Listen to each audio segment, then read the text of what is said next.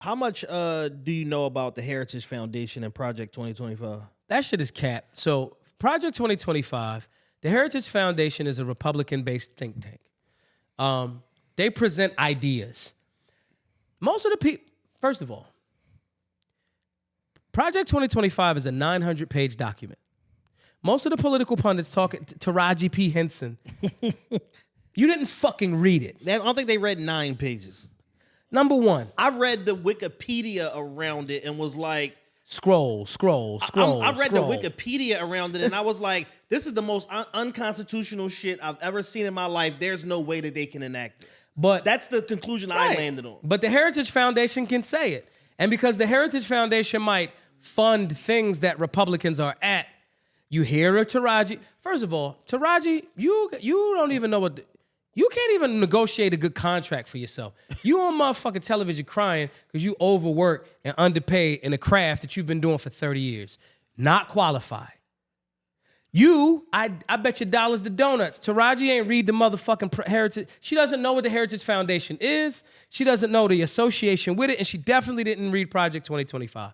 Project 2025, what everybody should be reading is Agenda 47. But she don't know what the fuck she's talking about. And most of the people on the left that are talking about, that's the new boogeyman. Yes. Let's scare them with this. Yeah, now that Biden good, Trump bad stopped working, all of a sudden the last 2 months, I just keep hearing Project 2025, Project 2025, Project It's certain phrases and words. Keep it a buck. Nobody listening heard the term toxic masculinity 10 years ago. It didn't exist. Toxic as a word existed on its own. Masculinity or femininity existed on its own. This new amalgamation of this thing, if you don't stop and think, when a motherfucker be like, oh, he's abusing his wife, that's toxic masculinity. First of all, masculinity is strength, protection, and provision. He's not doing any of those things when he's abusing his wife. Why are you associating toxicity with masculinity?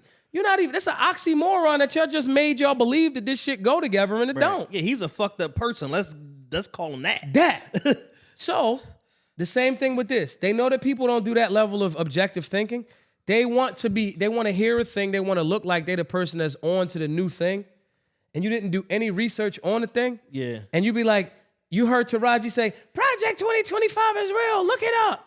I got to consider the source. Okay. What level of objective thinking qualifies you to tell me that this thing is that? And you said this shit is super unconstitutional. Now, if you are more conservative on the right, you do believe that abortions are wrong, meaning morally and socially conservative, right?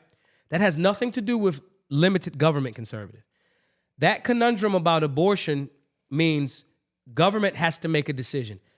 Roe v. Wade being overturned with Supreme Court saying, we gave the federal government too much power in this and determining what a woman can or cannot do with her body. Yeah. But the general public doesn't know anything about the Constitution. So if they don't know anything about the Constitution, they've been told that this means they want to destroy women's reproductive rights, when in reality that SCOTUS said, federal government shouldn't be making this decision. Yeah, hands off on this. We wash our hands of it. Local governments, local and state government should, where you have more power over the representatives that you choose, which means you have more of a voice.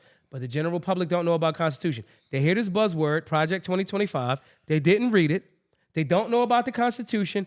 Instant boogeyman. Listen, bro, the play works. Remember when they told everybody Y2K in the year 2000? Oh, man. Everything was going motherfucking just stop working? Yeah. You know how every time there's a storm, they be like, you got to go to the store and you got to buy bread and water. First of all, motherfucker, you don't even drink water with your unhealthy ass. 2, you think you need 18 loaves of bread? Yeah.